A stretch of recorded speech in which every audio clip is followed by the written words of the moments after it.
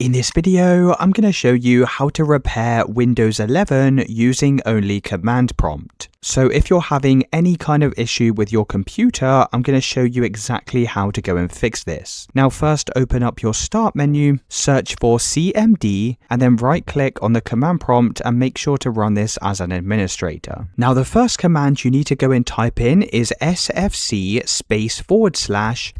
now and then press enter. You'll then need to wait for this scan to get to 100%. Once you've done that, we need to type in the following: DISM in capitals /online /cleanup-image /scan health, and then once again press enter. Now just like before, you'll need to wait for this scan to go and get to 100%, and this will scan for any corrupted or damaged files on your computer. Now if any issues are detected, you need to go and type in the following to fix the issue: DISM /online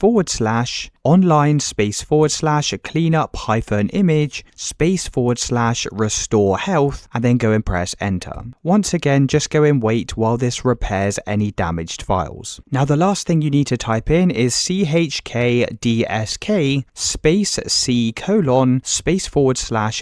C:/F/R, and then go and press enter. It would then say, would you like this scheduled to be checked the next time your system restarts? Type in Y and press enter. Now what you'll need to do is close out of this window, and you'll need to go in, restart your computer. Once your computer's restarted, that should have repaired and solved any issues.